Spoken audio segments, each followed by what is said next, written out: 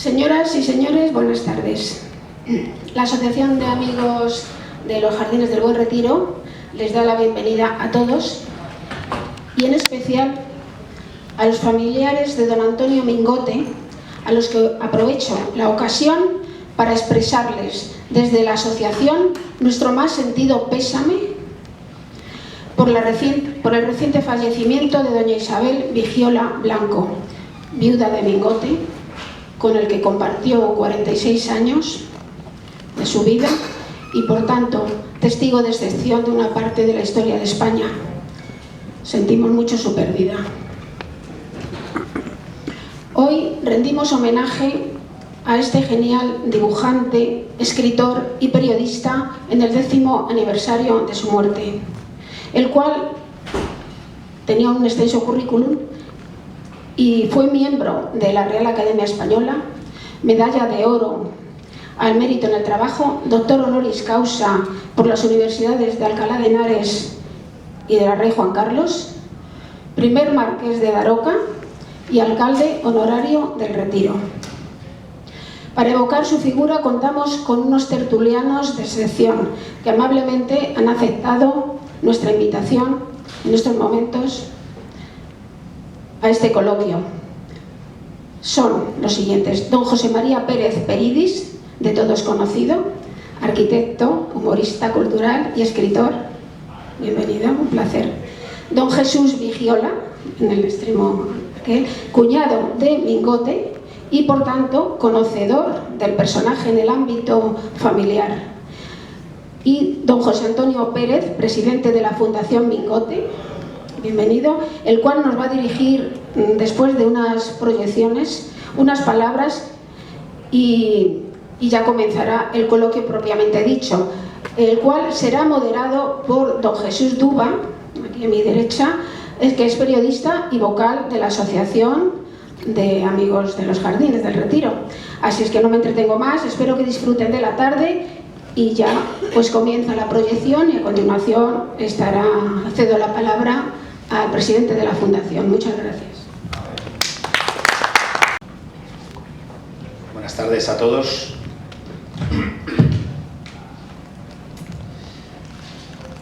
Hace unos días uno de mis hijos me preguntó: papá, ¿cuál es mi pueblo? Mis amigos dicen que todo el mundo tiene uno. Yo le contesté que en principio el pueblo de uno es aquel lugar en el que se nace y al que generalmente se vuelve de vacaciones porque la vida te ha llevado a vivir fuera de él, pero que la verdad es que pueblo puede haber más de uno y que ni siquiera es necesario haber nacido en él. Tu pueblo es ese lugar especial que te recibe con los brazos abiertos y en el que eres feliz. A Antonio Mingote le pasaba justamente eso. Tenía muchos pueblos, muchos lugares especiales. Nació en Sitges, pero pocos días después su familia se trasladó a vivir a Daroca, ciudad monumental de la provincia de Zaragoza, de la que era natal su padre, el gran músico y compositor Ángel Mingote. Allí pasó los primeros años de su infancia, regresando cada verano a Sitges para pasar sus vacaciones estivales y trasladándose a Teruel unos años más tarde. Pueblos de Antonio Mingote son todos esos, pero también lo es Madrid. Su vida adulta y profesional se desarrolló prácticamente en la capital, ciudad que le acogió desde el principio como a un madrileño de nacimiento y donde encontró la inspiración para la mayor parte de su extensa obra. Pero si hablamos de Madrid y de lugares especiales en el corazón de Antonio Mingote, no podemos dejar de mencionar el Parque del Buen Retiro, como uno de esos rincones en los que él siempre se sentía feliz. Su paseo por el parque era un ritual diario para él. Cada mañana, hiciera calor o frío, lloviera o nevase, iba caminando hasta el Retiro y se sentaba en un banco a descansar, a observar y a disfrutar, buscando la inspiración para sus viñetas en las cosas más cotidianas, en la vida misma. Tanto era su devoción por este parque que un día, al ser preguntado acerca de si tenía alguna ambición política, se le ocurrió decir que sí, que le gustaría ser una cosa que no existía: alcalde del Retiro. Sus palabras no cayeron en saco roto y se hicieron realidad de la mano del entonces alcalde Enrique Tierno Galván, quien le nombró alcalde honorario del Retiro en 1982, vestido de guardia jurado. Para Mingote supuso textualmente uno de los mayores éxitos de mi vida. La vinculación de Antonio Mingote con el Parque del Retiro queda patente en su libro no publicado titulado La historia del Retiro centímetro a centímetro, que contiene planos y detalles de cada paseo, palacete, estanque o merendero, y también en la decoración con murales de azulejo en uno de los andenes de la estación de Retiro, en los que homenajea su querido parque. Tanta era su admiración por el Retiro que cuando Mingote nos dejó un martes de abril de hace ya un poco más de 10 años, su capilla ardiente se instaló, como no podía ser de otro modo, en los jardines de Cecilio Rodríguez. Tras su fallecimiento, el Ayuntamiento convocó un concurso para realizar un monumento a Antonio Mingote en el Parque del Retiro. El jurado designó por unanimidad como ganadora del concurso a la escultora madrileña Alicia Huertas, y el 9 de octubre de 2014 se inauguró la escultura Mingote Vivo, situada cerca de la Puerta Hernani, detrás del banco en el que acostumbraba sentarse. Alicia Huertas supo captar la esencia de Mingote en esa maravillosa estatua, que además hace un recorrido por todos sus personajes y momentos de su vida. Como puede verse, el Retiro rezuma Mingote por los 4 costados, y pasear por él es tenerlo presente en cada rincón del parque. Quiero dar las gracias a la Asociación de Amigos del Retiro por este bonito homenaje a Mingote. Dicen que cuando alguien nos deja, nunca se va del todo mientras lo sigamos recordando. Y con actos tan entrañables como este, hoy lo sentimos todos un poquito más cerca.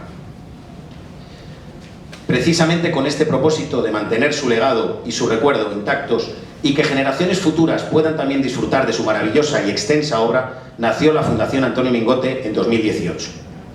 Existen ya muchos proyectos de divulgación de su obra, como exposiciones y otras actividades, tanto a nivel nacional como internacional, que aunque debido a la pandemia se habían quedado paralizados, ya están otra vez en marcha, con más ganas e ilusión si cabe. Sigamos recordando por muchos años más la figura y la obra de Antonio Mingote. Aquí, desde luego, en el Parque del Retiro es imposible olvidarlo. No quería terminar hoy sin hacer mención a la otra mitad de Antonio, su amiga, su ángel, su todo, que se nos ha ido hace tan solo unos días, dejándonos un vacío imposible de recomponer. Y es que Isabel lo llenaba todo. Era una mujer excepcional y no dejaba indiferente a nadie, con su vitalidad, generosidad y alegría. No voy a extenderme más, porque sería imposible resumir en unas pocas líneas la calidad humana de Isabel y todo lo que significaba para nosotros. Solo decir que hasta hace unas semanas albergaba la esperanza de que quizás pudiéramos venir juntos a este homenaje que le hacía especial ilusión. Al menos hoy tenemos la suerte de que nos acompañe una parte importante de la bonita familia que tenían Isabel y Antonio.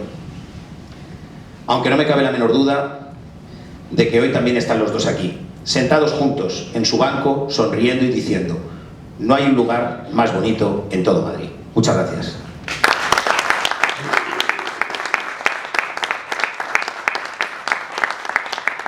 Gracias, José Antonio.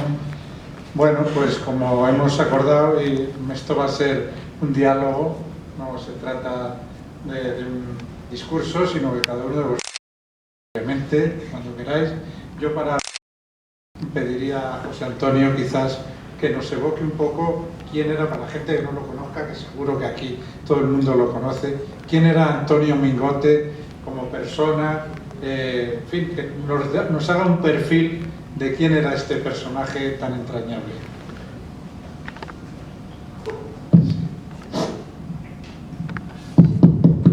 Sí, que vale. Bueno, Antonio tenía muchas facetas y todas eran muy humanas. Era por encima de todo, creo, una buena persona, era un hombre que yo creo que es de las personas menos interesadas que yo he conocido. No había en él la menor codicia, era una persona que, como ejemplo, una vez le dijo a mi hermana, estando en Marbella, que él, y ya tendría en ese momento 80 años, dijo: oye Isabel, yo nunca he extendido un cheque. Y entonces mi hermana le dijo: pues mira, le dio un talón y le dijo: tienes que hacer esto. Cuando volvió muy contento y había hecho un talón por 10 euros o algo así. Y en otra ocasión mi hermana en un cumpleaños le dijo: Antonio, ¿qué es lo que más ilusión te hace en la vida? y él que no tenía, como digo, ninguna ambición económica ni material, dijo, no sé, pues un Mercedes. Dice, pues vas a tener un Mercedes. Dijo, pero yo me puedo permitir el lujo de tener un Mercedes. Es curioso, pero era una persona profundamente inocente. No había doblez en él. Yo jamás le he oído hablar y le he conocido desde hace muchísimo antes de que se relacionase con mi hermano, que eso fue en el año 67. Yo no lo he visto nunca discutir ni hablar, por supuesto, mal de nadie, y despreciaba un poco, a lo mejor no es bueno decirlo aquí, pero no creo que haya muchos políticos. No se fiaba mucho de los políticos en general, sin matices. Lo que le gustaba por encima de todo era trabajar. Yo lo he visto trabajar en Año Nuevo, en Navidad, porque con lo que más disfrutaba era trabajando. Y creó una obra, la verdad, ingente. Bueno, tenemos a José María para que lo ratifique, si le parece. Y bueno, es que parece un poco redundante, solo puedo decir cosas buenas de él, como ser humano, como trabajador, como una persona que no ambicionaba cosas materiales. Él no iba por eso, estaba en otro mundo, su mundo interior, en el que él estaba. Por ejemplo, había que respetar que él, como trabajaba todos los días de su vida, le gustaba en su despacho donde él trabajaba que no se le interrumpiera. Eso sí, y supongo que no será solamente en el caso de él, sino en el caso de los creadores. Y luego, a pesar de esa situación, es curioso que sufrió 2 demandas. Una fue porque, debió de ser por los años 50, José María, era cuando se puso de moda, había habido una estafa de los envasadores de aceite de oliva, creo que era de aceite, y entonces... Sería el aceite de Redondela, quizás. No, fue anterior a Redondela, y resulta que él entonces se llevaba mucho la frase de que España era la reserva espiritual de Occidente, y él hizo un dibujo con una botella que decía reserva espiritual de Occidente, y le pusieron una demanda a los que luego no prosperó, y luego otra vez fue con motivo de eso fue una política que además ha llegado a ser presidenta de un partido. Ella era la consejera, la delegada de turismo, de la comunidad vasca, y entonces habían hecho una campaña en la que decía ven y cuéntalo. Desgraciadamente fue en una época dolorosa y hubo unos atentados de ETA, y él cogió del periódico unas personas que habían sido víctimas de atentados en él, y puso ven y cuéntalo, y le pusieron una querella que afortunadamente tampoco prosperó. A cambio de eso, y con eso voy a terminar, se dice que él hizo un dibujo, no sé si lo recordarás, que eran las obras de los nuevos ministerios que se iniciaron antes de la guerra, y llevaban 40 años, y entonces había un obrero, un guarda de la obra, y un señor que le decía bueno, ¿qué tal? Y él le decía no, el sueldo no es muy alto, pero es un empleo para toda la vida.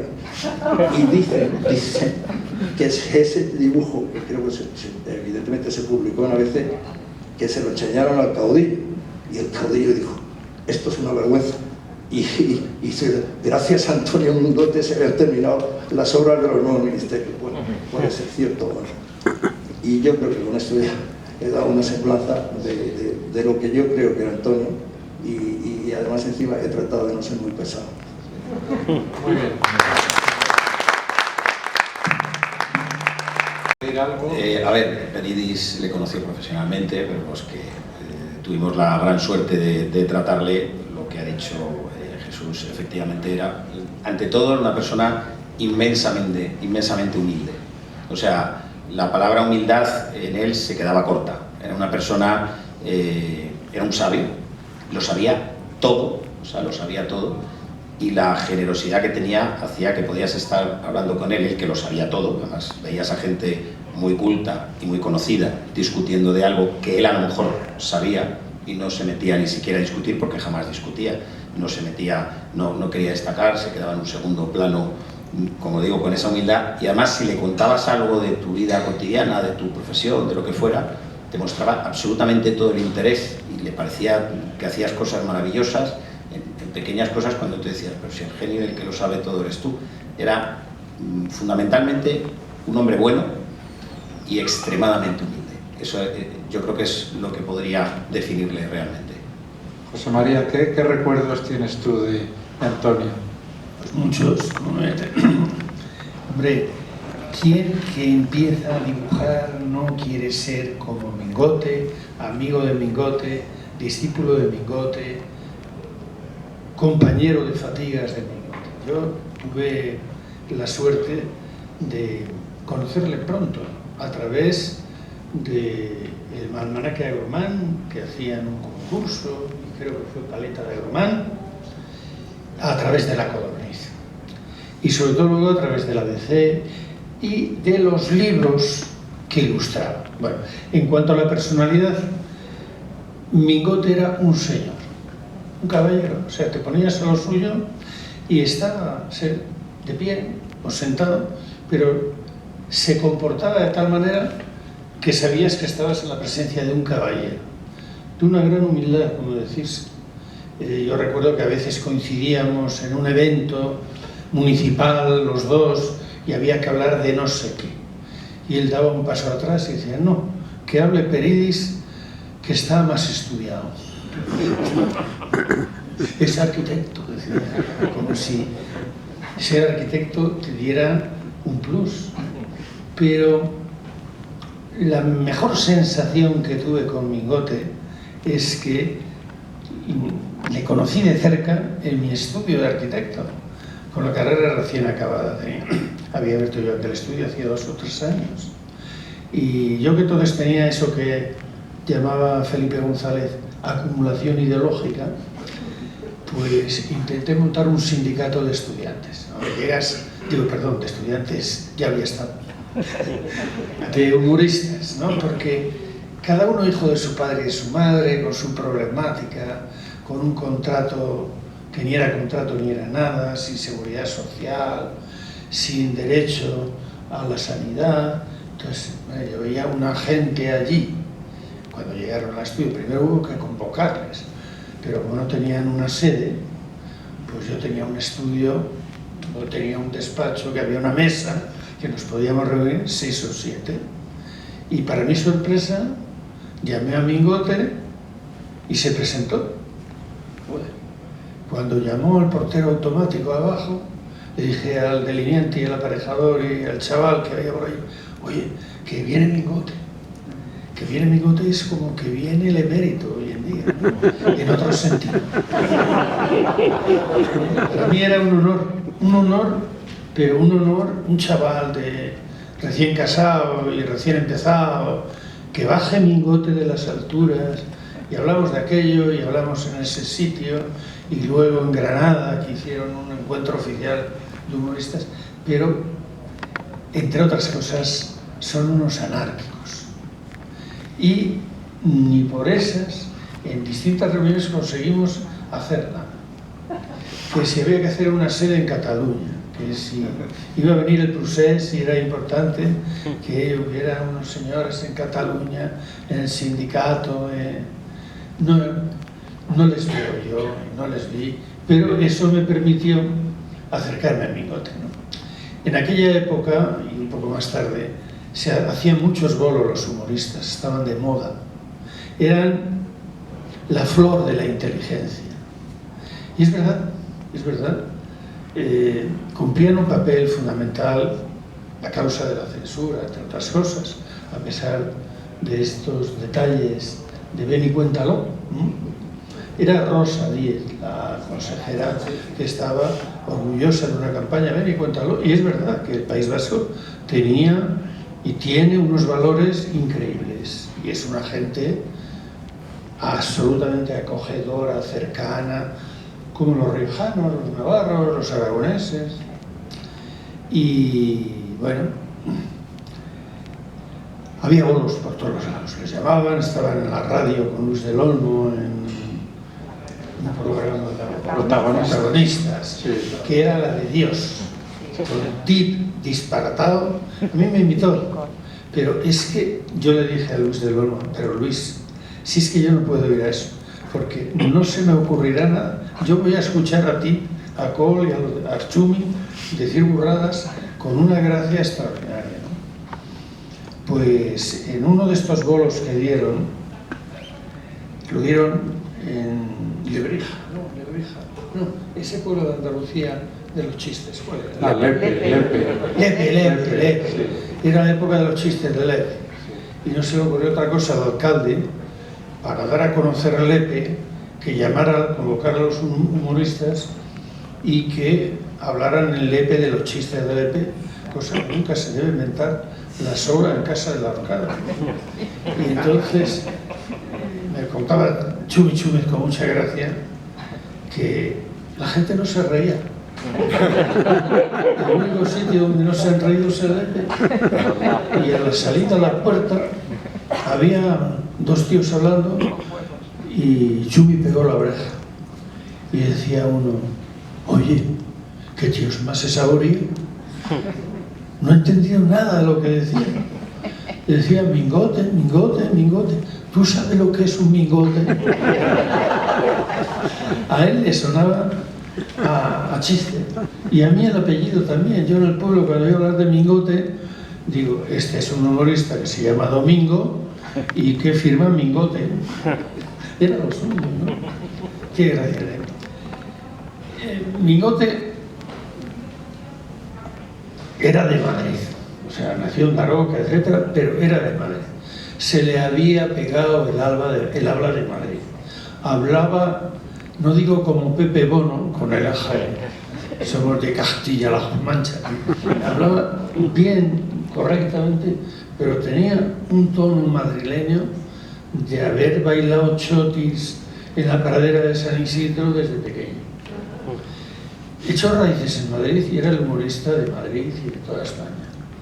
Yo le envidiaba mucho porque la gente celebra los cumpleaños. Yo celebro los cumpleaños del país porque me dio tanta envidia cuando Mingote celebró los 50 años en el ABC. No sabéis lo difícil que es estar en un periódico, pero aguantar en un periódico, ¿verdad? Aquí hay varias personas. Difícil, sí. Juan, ¿verdad que es difícil permanecer en un periódico? Porque no te permanecen. Cambian de dueño, cambian de línea, pasan los años y pasan la segadora. Pero tú llevas ya unos cuantos años. No lo digas, que lo voy a decir. Entonces, de verdad, esta es una confesión íntima. Dice, ¿cuántos años quieres vivir? Y yo nunca respondo a esa pregunta. Yo digo siempre, yo quiero estar 50 años en el país como Mingote los estuvo en ABC y más. Y los llevo contados. Tengo un calendario muy bueno para contarlos. Y es mi hija María. Mi hija María estaba en el vientre de su madre, que estaba de 8 meses, el día que se arrancó la rotativa del país. Y entonces yo le dije, es el momento, da luz aquí, que somos noticia mundial. Imaginamos una niña que nace el día del lanzamiento del periódico y aquello se retrasó 20 días. Pero qué oportunidad tuvimos. Yo quería haber alcanzado en aquel momento un compromiso con el periódico, decir, oye, a mí, pase lo que pase, me aguantáis 50 años como Mingote. Llevo 46 y cuento los días, acabo de cumplir el mes de mayo, el día 6 o 5 de mayo, el día se me ha olvidado, sé que es el 5 o 6, el 30 es el cumpleaños de mi hija, acaba de ser, ¿no? Pero eso de vincular el horizonte vital, Antonio Mingote, me hace hermanarme con él. Somos hermanos, aunque podría ser mi padre, porque por edad pues era un poquito mayor que mi padre, mayor mi padre que él. Pero tener un padre espiritual como Mingote, que es un señor, que es un artista extraordinario. He traído por aquí, que lo voy a enseñar, no sé, ¿tenéis vista del lince? Un libro, ¿no? Un libro, tengo 3, 4, 5, porque tengo la suerte de tener una biblioteca de lingüistas. Entonces, Mingote hizo 2, 3, 4 libros, de los cuales publicó fundamentalmente 2. Historia de la gente, que eso, para que veáis que es modesto. Podría haber puesto Historia Universal, Historia de la Humanidad. No, Historia de la gente, de los que andan por la calle, que era dónde y lo que él miraba. Yo no sé si era un poco machista, como él se dice, pero desde luego dibujaba unas chicas con mucho fundamento, con mucha redondez. Yo no sé si Isabel veía estos dibujos o si no dejaba entrar a nadie hasta que no te hubiera hecho los dibujos. Pero son de un, yo diría, erotismo subyacente. Primero se yace y luego se subyuga. Mira, aquí está don Tenorio entrando en el convento a cometer a la madre abadesa. Es que todos son volutas, porque son dibujos muy voluptuosos, de un colorido, de una imaginación, de una fantasía y de una claridad. Yo me pongo a dibujar un torreón con guerreros arriba y mujeres abajo, porque viene uno con... Y todo lo hace intersexual. Fijaos, en este barco que veis en el horizonte, esta señorita que se está tirando al mar. Se está tirando al mar de cabeza y vienen a conquistar este territorio. La variedad de la paleta, la gracia de los dibujos y la cantidad de trabajo que hay en el libro, con un texto lleno de encanto. Se organiza Europa. Oye, eso tiene mucha actualidad. Y esto, los códigos, las leyes matrimoniales, la Edad Media, la pernada, no podía faltar, la inseguridad, tremenda, guión cinematográfico. Tiene de todo, y mete un guión cinematográfico aquí. Llega a Bizancio. Los discutidores romanos orientales, vecinos hostiles, Constantinopla, Procopio.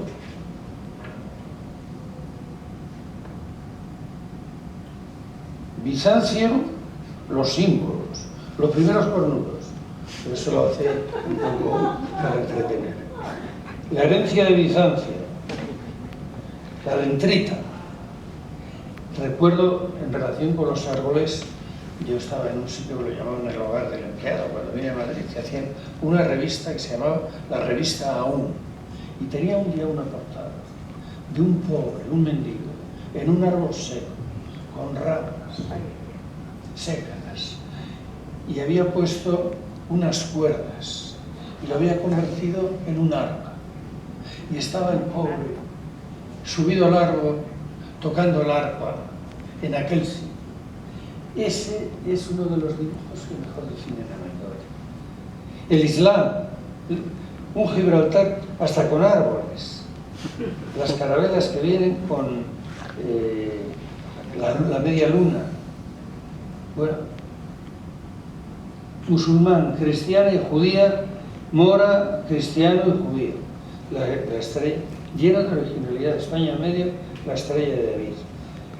El árbol genealógico de un español corriente. Bueno, esto es una pasada de sentido del humor. Pero todo esto lleva una trabajera. Yo me encargan a mí una de estas, digo, bueno, esto es imposible. Es un libro imposible. Amor conflictivo. Pues hay un tío que se acaba de cortar el gañote. No, se ha envenenado. Y viene el otro corriendo a auxiliar a la damnificada. Las tres calaveras. Pues aquí hay 1, 2, 3, 4, 5, 6 titis esperando.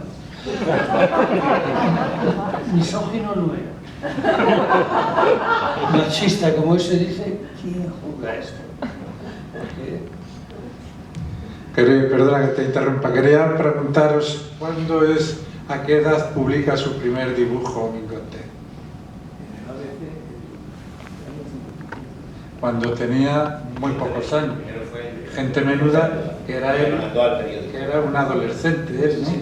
Tenía 15 años o menos incluso, ¿no? ¿Cómo fue, sabéis cómo fue ese dibujo? ¿Él lo mandó espontáneamente al ABC? Había un concurso en Gente Menuda, en el dominical, vamos, en el suplemento, y entonces él, siendo muy pequeño, envió el dibujo para participar y salió publicado. Realmente esa fue su primera publicación, aunque luego años después fue cuando publicó el primer dibujo en ABC, que es el famoso dibujo que sale un señor con el periódico y que dice: cariño, me alegra que ya no te moleste que lea el periódico en el desayuno, y le ha dejado al otro lado de la mesa una bomba encendida. Ese es el primer dibujo que él publicó, pero realmente el primero que le publican es el que mandó de Gente Menuda, un dibujo. El de ABC es el año 51 o 53. 53. Nació en el 19, pues 34. 34. Luego ya, según por hacer un avance en su biografía, luego ya publica en una cosa que se llama La Cabra, ¿no? Sí. Que contarnos qué es esto de La Cabra. Eso era una revista que tenía, inició él y tuvo una vida efímera, y estaba relacionado con el ejército, porque él fue militar. Con 17 años, siguiendo la tradición de su padre y de su abuelo, que eran requetés, se fue a la guerra y fundó una revista que se llamaba La Cabra. En Guadalajara, ¿no? Sí. Y luego posteriormente hizo otra, La Ametralladora también, pero tuvieron una vida efímera. Y luego ya Luca de Tena le dio la oportunidad de llegar a estar 50 años en... Pero hizo Don José, estuvo en Don José, La Codorniz y Don José. Don José fue una experiencia suya. Fue suyo entero, desde el primer momento, fue una idea de él. Ya que has dicho La Ametralladora, ¿él era militar o salió de la guerra siendo militar? No, bueno, él se llegó a capitán y luego dejó el ejército. Pero estuvo en la guerra de capitán. Estuvo en la guerra, llegó a estar de capitán, sí. Bueno, él me ha contado a mí, cuando se enteró que yo estaba restaurando el monasterio de Aguilar, dice: ahí estuve yo durante la guerra. Yo, que la había tenido por un hombre pacífico, dije: pero Mingote, no me lo imaginaba en la guerra. Y debía estar o en caballería, sí, o en artillería. Si estaba en caballería, los de caballería Le mandaron a la guerra. Eso es, estuvo en la guerra, era militar, la guerra le tocó. He conocido el sitio durante muchos años porque estaba al lado de lo que fue mi casa, y me imaginaba allí, pues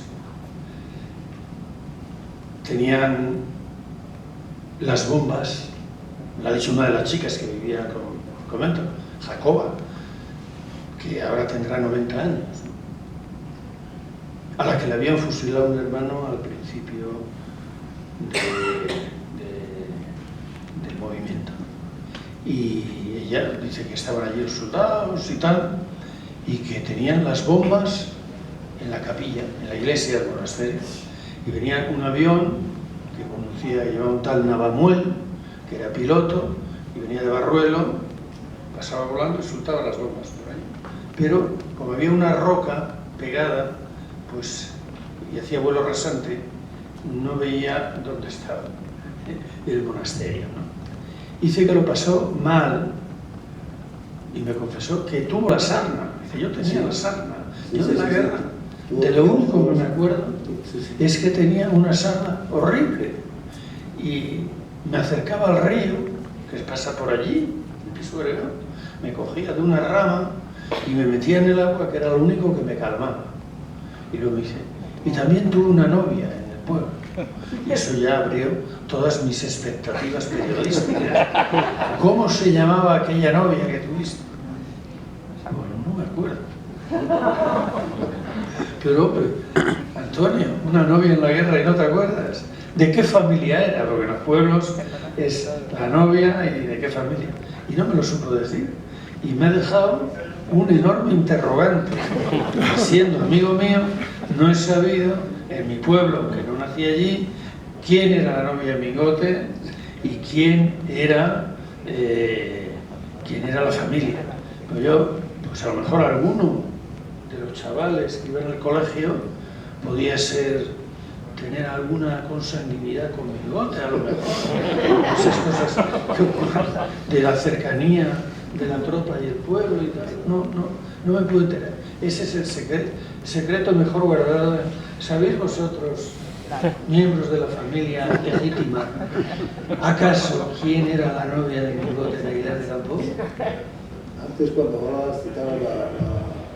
cuando citabas la historia de la gente, hay un dibujo que a mí siempre me ha hecho mucha gracia, que es el astuto Ulises. Y está Ulises tirando una flecha, pero tiene la diana pegada, cogida en la punta de la flecha. Y luego tenían un dibujo que llevaba Conchita Montes, que fue la pareja de Edgar Neville durante muchos años, y lo llevaba Conchita en el camerino, y le llamaba la piedra de toque, porque era una muralla, y había un torero al que acababan de lanzar una saeta y habían matado al toro, lo habían matado, y el torero estaba mirando hacia la muralla donde no había nadie, y buscando de dónde había salido la flecha que había matado al toro. Y entonces le llamaban la piedra de toque porque veían la impresión que causaba en el que veía el dibujo, y según cómo se manifestaba, así luego le calificaba. Sí, luego yo quería que hablarais también de la relación de Mingote con La Codorniz, que es una revista, en fin, que conoce todo el mundo y que fue muy importante, ¿no? Antes del ABC y de que ya fuera él y que se quedara unido para siempre el nombre y la figura de Mingote al ABC, él tuvo mucha relación con Álvaro de la Iglesia y toda aquella gente que trabajaba en La Codorniz, ¿no? ¿Qué eso representó? Primero con el primer director, que fue Miura, y luego con el que luego tuvo además una relación personal, y luego con Álvaro de la Iglesia. Él incluso creó en La Codorniz, yo me acuerdo de La Pareja Siniestra, no quiero hacer paralelismos, y que eso dio mucho juego. Y además eso, el lema de La Codorniz, que era, como tú sabes, la revista más audaz para el lector más inteligente, la verdad es que La Codorniz fue una especie de entrada de aire sano y puro, porque con la gente que trabajabais allí había mucho ingenio. Hoy en día hay gente muy valiosa, pero la reunión de personas que trabajaron en La Codorniz es asombrosa. Si mira uno por uno, ahí erais una gente estupenda. Entonces solo se podía hacer humor blanco. Claro. Ellos hacían humor blanco y humor negro. Humor blanco, un chiste de todo. Dice, yo cuando voy a la cama llevo 2 vasos, uno lleno de agua por si bebo y otro vacío por si no bebo. El humor blanco lo expresaba muy bien Gila. Gila, que tuvo una vida personal muy agitada, tenía varias familias, no era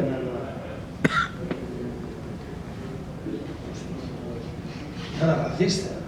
Estaba en España, pues la familia argentina, como todo. Y tardaba en venir a España.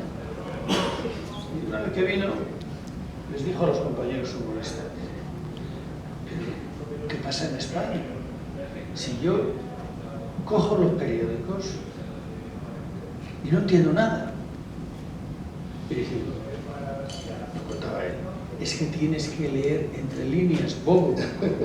Y dice, si yo leo entre líneas y lo veo todo blanco. Quería preguntarte, José María, ¿qué representa, o sea, profesionalmente, desde el punto de vista de un humorista, quién es Mingote? O sea, que nos definas el humor que hacía Mingote, por ejemplo, respecto a los que siguen, creo, después de él, que son la gente que entra y que funda el Hermano Lobo, que él nunca trabajó en el Hermano Lobo. ¿Por qué él no trabaja nunca en el Hermano Lobo? Bueno, Mingote no hacía humor político. O sea, la política estaba en la vida, entonces hacía humor de la vida. Bastante costumbrista, que era lo que le gustaba, pero también hizo humor político. Me acuerdo, en las primeras elecciones que hubo, creó un personaje que se llamaba Gundisalo, y era un personaje siniestro. Era un señor mayor, vestido medio de negro, con el ceño fruncido, y el eslogan era vota Gundisalo. ¿Usted qué tal? Usted qué mal está. ¿Sabes? Bueno, yo creo que él fue sobre todo un referente ético y un referente profesional. Es decir, hacía su trabajo rigurosamente, lo hacía con respeto y ocupaba una franja del humor muy grande. ¿Por qué? Pues porque hacer humor de cerca, costumbrista en una buena medida, de una ciudad, fundamentalmente Madrid, y elevarlo a la categoría universal. Delibes dice, de Gironella, cuando hizo la trilogía Los cipreses creen en Dios, El millón de muertos, Ha estallado la paz, que era un gran escritor, pero se empeñó en hacer una novela de la guerra llevando al protagonista a todos los frentes. Dice, hoy está en Belchite, mañana está en Toledo, pasó. Cuando se puede hacer una novela de la guerra civil en un pueblecito, porque allí se viven las consecuencias de la guerra. Entonces, era capaz de elevar lo anecdótico a categórico, es decir, sacar en lo pequeño la trascendencia de lo grande, sin hacer grandilocuencia. ¿Lo habéis visto? Cuando él no estaba, los comentarios que se hablaba, ¿qué imagen teníais de eso? A imágenes, a Mingote se le tenía mucho afecto, se le tenía mucha admiración. Yo no recuerdo reuniones que no estuviera él, porque él venía casi siempre, pero no se hablaba de él. Hombre, siempre que se hablaba de él, se hablaba de la necesidad de que en lo que se hiciera estuviera persiguiéndolo a él, que a lo mejor le echó un poco para atrás, porque él no quería estar al frente de la manifestación. Pero lo que había fundamentalmente hacia Mingote era amor, respeto y obediencia, como se tiene a un padre. A nosotros nos decían en el colegio, ¿qué se le tiene a un padre? Amor, respeto y obediencia. Pues amor, respeto y obediencia. Era como un padre porque era un referente ético, era un referente profesional. Y luego, con sencillez, nos vestía elegante, tenía raíces en Madrid, le quería a la gente, pues tenía todo lo que puede desear un humorista, menos mala leche. Pero yo le tenía como un modelo, porque veía que se podían hacer chistes sin herir o sin intentar herir. A mí un compañero humorista, caricaturista, me decía, yo cantaba una caricatura, le pego una patada en los cojones, lo primero. Porque era patada y márchate. Y Mingote jamás.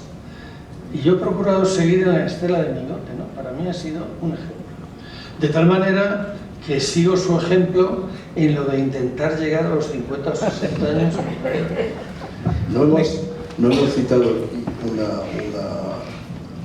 quizá la obra que a él más le gustaba, que fue Hombre Solo. Hombre Solo es un tratado de psicología y de sociología, porque no tiene texto y son una sucesión de dibujos maravillosos en los que se ve la perplejidad del hombre ante su soledad, y eso es muy difícil y él estaba muy, fíjate que hizo los 600 dibujos del Quijote, que eso es una obra magna, y que están, bueno, se han hecho muchas ediciones, pero concretamente la primera era una edición de 3.000 ejemplares numerados, y de hecho pues, casi nadie los tiene, porque se desaparecieron enseguida.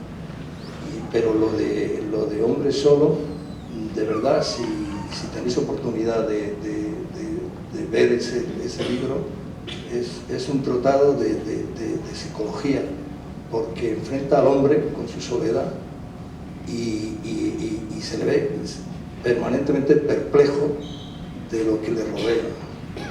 De hecho, Hombre Solo, que si tenéis opción debéis conseguir uno, es un libro para tener en la mesilla de noche, cada noche abrir una página y quedarte 20 minutos mirando y pensando en un dibujo, que puedas decir tanto sin ni una sola palabra, es increíble. Y él decía, de hecho, que si algún día tenía que ser juzgada su obra, juzgado él, que quería que fuera con ese libro con el que le juzgaran. Es una obra maestra absoluta. Iba a contar antes una anécdota que yo pues un día le pregunté y le dije, ¿cómo puede ser? Porque yo indago, investigo a ver y veo que nadie habla mal de ti. Es decir, ¿cómo has conseguido caerle bien a todo el mundo? O sea, es que eso es imposible.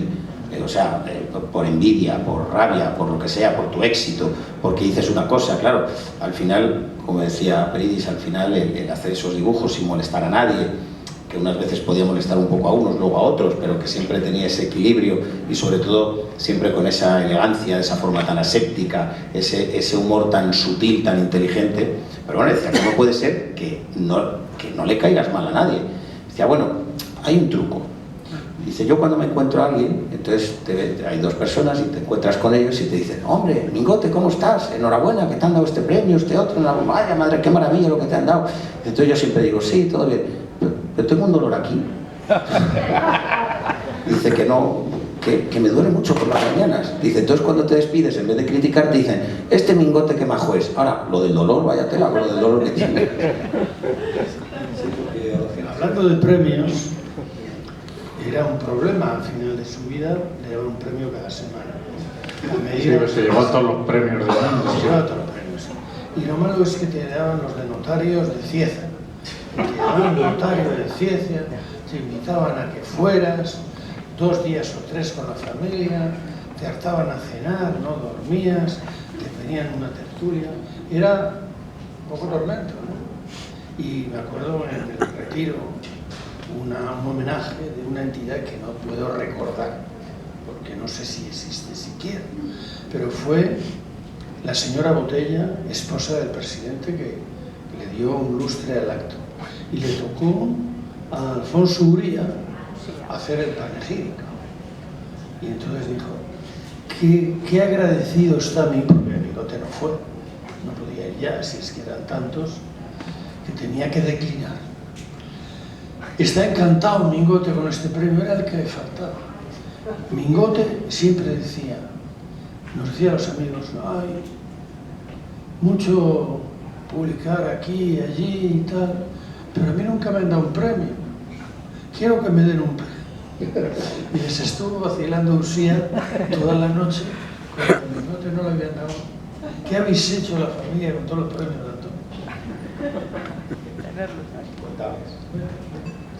No, incontables. Tiene todos los premios y reconocimientos del mundo, o sea, tiene todo. O sea, páginas y páginas un día recopilando para la Fundación. Son varios folios, pero con Arial 8, con Arial 8, varios folios de todos los premios, tanto entidades públicas como privadas, o sea, los reconocimientos y efectivamente al final es que se acumulaban, o sea, no había tiempo suficiente para que pudiera acudir a todos. Yo tengo aquí, bueno, es interminable, desde la Cruz de la Orden de Isabel la Católica, medalla de oro, bueno, por todo esto, muchísimo, doctor honoris causa. De 2 universidades. De 2 universidades, bueno, tremendo de todo. Alcalde honorario del Retiro, Premio Iberoamericano de Humor Gráfico Quevedo, Medalla de Oro al Mérito Artístico, Premio a la Transparencia, bueno, un montón. Es interminable, es interminable. Ahora, hay una cosa que yo pienso, José Antonio, que la Fundación, si se lleva todas las placas que tiene, os vais a arruinar con el Sidol. Solamente en Sidol es una ruina, porque tiene, no sé, en casa debe de haber como 40 o 50 placas, no, seguro, o más. Hablando esto de premios y tal, y ya que dices, José María, que a él no le importaban los premios, pero sí que le hizo mucha ilusión lo de ser alcalde del Retiro, ¿no? Aquí que estamos en el Retiro. ¿Recordáis ese momento y cuando él recibe ese premio por parte del alcalde Tierno Galván? Le causó muchísima emoción, y no solo por lo que ha dicho José Antonio, de que él era un enamorado del Retiro. En realidad, en los últimos tiempos le dio, bueno, hacía cosas, cuando salieron los vídeos, hacía unos álbumes recortando y de las películas, de las cosas, y eso está en casa, ya no tiene ningún valor, tiene el valor sentimental de tenerlo, pero ya nadie tiene, seguramente que la mitad de los que están aquí no saben lo que es un vídeo, ya están en otra onda.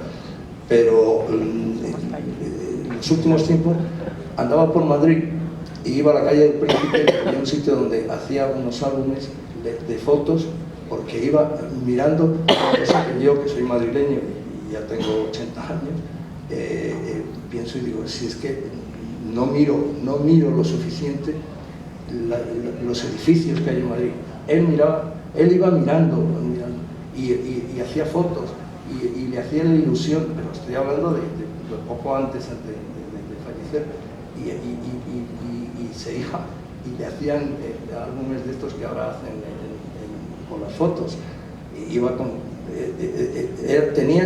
es curioso, tenía una ilusión que parecía que era como un niño. Nunca perdió un carácter de ser eso, de ser, creo que lo puede denominar mejor, era muy inocente, era una persona muy inocente. Iba a decir que él era un genio, pero un genio extraordinario. O sea, yo me conozco mucha gente y no he conocido a nadie como él, pero ni que mínimamente se acerque. Hace poco tiempo un amigo me decía, no, mira, de la informática me ha pillado mayor, eso es para gente, tiene 50 años. No, me ha pillado mayor, y yo me miraba con cierto desprecio, porque Antonio Mingote se puso delante de un ordenador por primera vez, pasados los 80 años. No es que fuera la primera vez y que más o menos aprendiera a abrir el correo, hablaba de lo maravilloso que es. Claro, él decía que lo primero que le sorprendió tecnológicamente era la primera vez que veía una puerta de garaje automática, que se quedaban todos, que le dabas a un botón y subía la puerta, y aquello era fantástico. Claro, decía, piensa que eso es lo primero que nos sorprendió, y ahora le das a un botón a enviar un correo electrónico y a los pocos segundos está en Australia y otro señor lo está viendo, era increíble. Antonio Mingote llegó a dibujar y a manejar, pasados los 80 años, el Photoshop.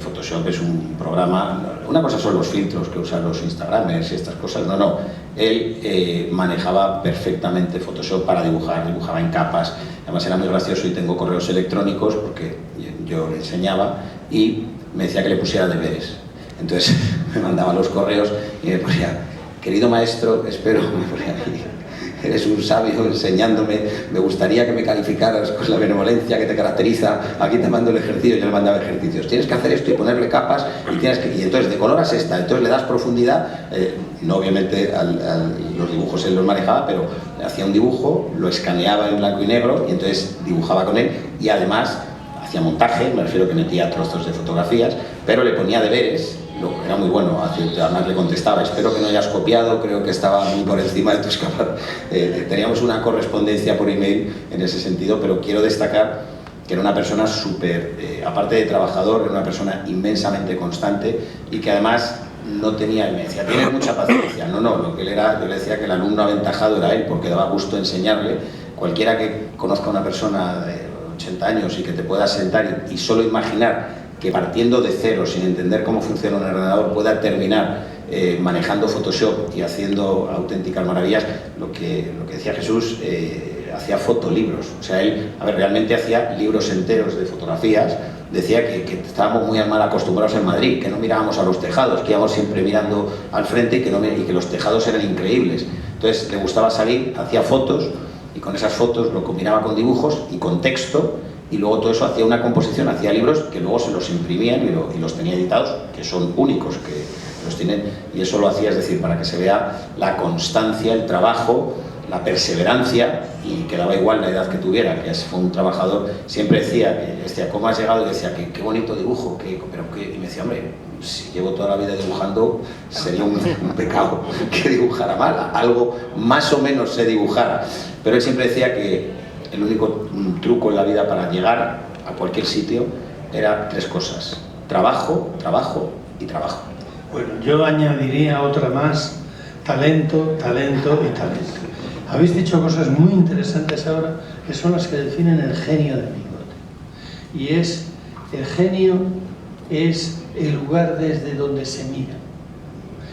Y él miraba desde los ojos de niño con el asombro. Entonces, claro, tener la experiencia de mayor y los ojos de niño y el asombro te permite ver lo que nadie ve. El niño ve con asombro, pero no tiene la capacidad de expresarlo. Y el genio mira con los ojos del niño, pero expresa las profundidades del drama humano. Y ahí estaba el encanto, la sabiduría y el por qué no hacía daño. No hacía daño porque quería a la gente, porque tenía ternura. Y entonces nunca se habla de la ternura, se habla de la ironía, se habla del sarcasmo.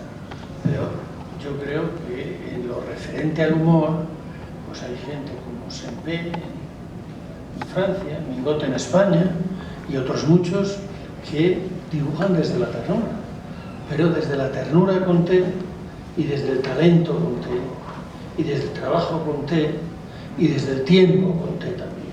Es decir, tiempo, trabajo, talento y ternura. Y yo creo que estas son las cosas que definen a Mingote. Me gusta eso que dices porque yo que he seguido tu serie de televisión sobre el románico y tengo un libro magnífico del románico tuyo, él también, yo en algún momento lo he visto hojeando tu libro y estaba con deleite, miraba. Pues tuvo la gentileza, si lo encontráis me lo tenéis que dar, porque yo he perdido el recorte, de publicar un día en ABC un chiste de una iglesia románica. Y decía, ahora la gente no se casa, y los que se casan buscan sitios que no tienen encanto, con lo fácil que sería venir a una de estas iglesias que dibuja y proyecta Perinis. Y me pareció, bueno, que me había devuelto toneladas de cariño donde yo había puesto pues gramos de respeto, de afecto y tal. Y nunca se lo agradecí, porque no tuve ocasión. Pero ahora que estáis vosotros y sois de la Fundación Mingote y de la familia, decirle esta noche en sueños que se le ha recordado con ternura, tiempo, un rato, sin trabajo, porque no se ha gastado nada. Quería leeros una frase de él, ¿vale?, sobre la humanidad, que dice: las tonterías, las incoherencias y la rotunda estupidez son, creo yo, las características más destacadas de esta especie humana que inventa la tortura y luego el colchón de goma espuma. Bueno, llevamos ya más de una hora hablando aquí, el tiempo pasa, hemos contado muchas cosas. Yo quería invitar a Javier de la Puente, al presidente, porque él tiene una anécdota, algo que contar sobre Mingote que quizás vosotros no conozcáis, de modo que quiero que lo haga partícipe tanto a vosotros como al público. Sí, buenas tardes. En principio, comentaros que llevamos 3 años intentando hacer este homenaje. Yo estuve en casa de Isabel convenciéndola, pero fue antes de la pandemia. No hemos podido hacerlo. Bueno, yo os quería, en tema de reconocimientos, este libro es del Colegio de Ingenieros de Montes y Forestales, que se lo hicimos por los muchos chistes que contó sobre los árboles. Era enamorado del retiro, pero sobre todo de los árboles. Entonces aquí hay más de 200 chistes de árboles. Y por otra parte, quería contaros el tema de la anécdota de que él enterró un baúl aquí en el retiro, con todos los que hacían el programa el que habéis nombrado, de Luis del Olmo, en que Gila en ese baúl echó la boina y todos los demás echaron otras cosas.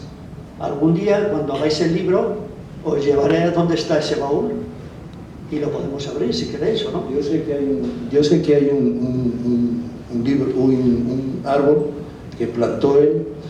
El otro día, hace muy poco, le pregunté a mi hermana y ya no me supo decir dónde. Sí, pues es un olivo. Un olivo. Ya os diré dónde está cuando queráis. El olivo bien. Muy grande, ya creciendo. Plantas un olivo, se seca y... No, este está bien. Este está bien. Y si uno se pone a la sombra del olivo, le cae a uno el talento, la ternura y el trabajo, y los 50 años Él era un gran forestal, y tanto el Colegio de Forestales como el Ingeniero de Montes hicimos un homenaje muy bonito y él estaba encantado. Le harían Ingeniero de Montes honorar. Sí.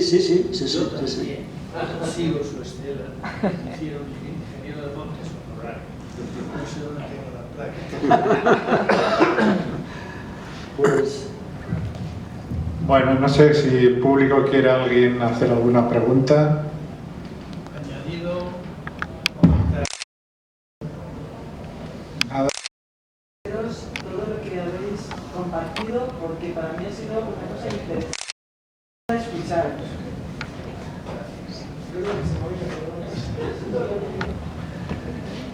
Perdona.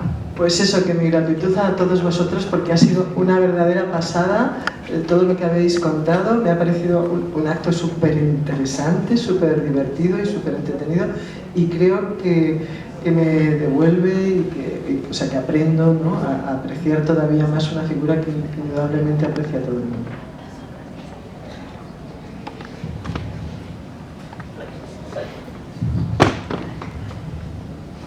Hola, buenas tardes.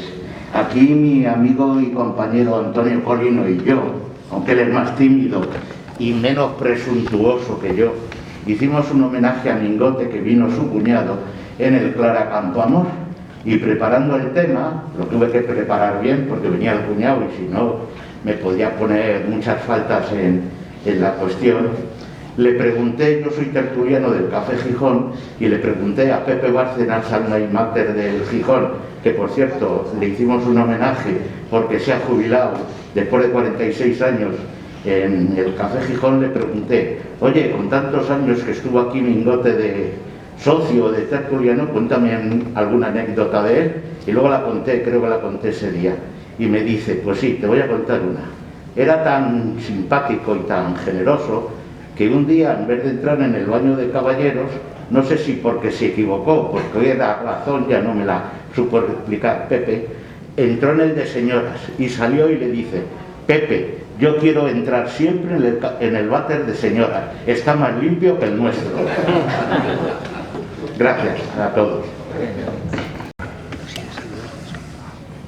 Gracias. Les quería decir que en el año 1998 la Sociedad Estatal Correos y Telégrafos nombró a Mingote cartero honorario, que yo he sido durante 23 años directora del museo y que allí le conocí.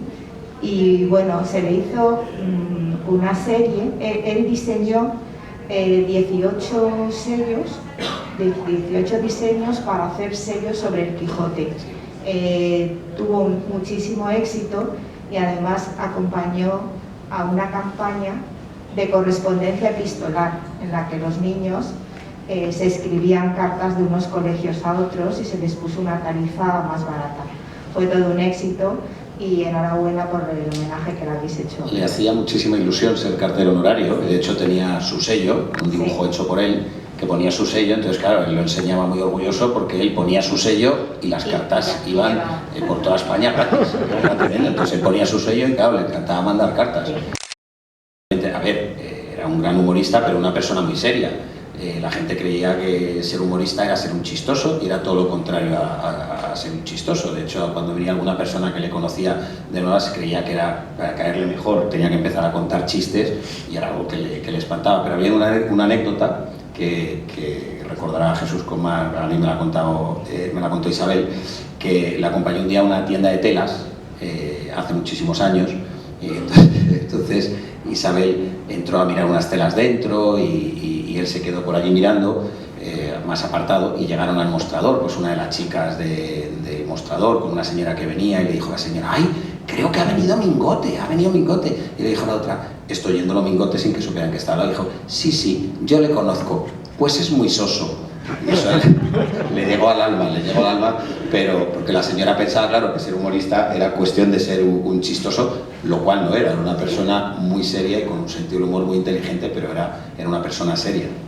Pues allí en aquel acto de nombramiento de cartero honorario se le entregó un uniforme de cartero, se le entregó el matasellos para poner en la correspondencia y una cartera de cuero.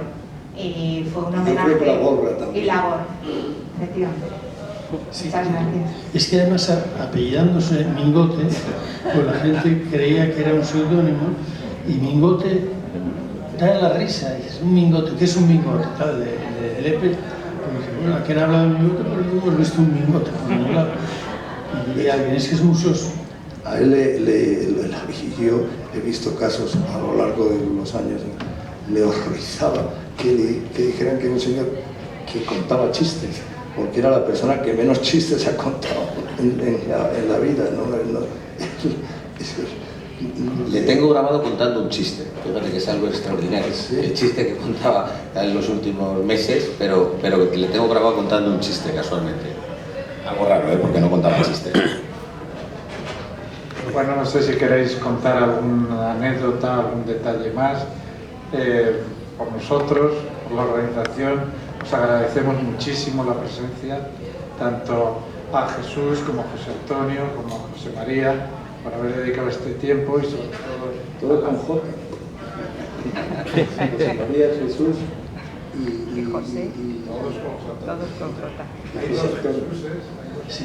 Yo esperaba que después de haber nombrado alcalde de Retiro a Mingote, a nosotros nos nombraras jardineros honorarios. Si nosotros tuviéramos esa capacidad, lo haríamos. Desgraciadamente somos una simple asociación de amigos. Para poder ir gratis en las barcas del Retiro, para que nos dieran el aperitivo en los bares del Retiro, y para que pudiéramos pisar la hierba tranquilamente, y cuando alguna pareja se propasara, pues darles un coscorrón. En nombre de Mingote, claro. De parte del alcalde del Retiro, repórtense ustedes, porque aquí se viene a pasear y no a procrear. Yo creo que en la junta próxima que tengamos la asociación, yo creo que debemos proponer y llevar a la junta de llevar al ayuntamiento, en los canales que tenemos, la posibilidad de nombrar alcalde a Peridis. Jardinero, que no es lo mismo. No quieres, ya que quieres seguir la senda de Mingote, heredero de la alcaldía. No hay más. Bueno, pues por nuestra parte insistir en el agradecimiento que he dedicado este tiempo y sobre todo a la familia, agradeceroslo especialmente después del golpe que habéis sufrido, ¿no?, con la reciente muerte de Isabel, y por eso os lo agradecemos todavía muchísimo más. Muchas gracias.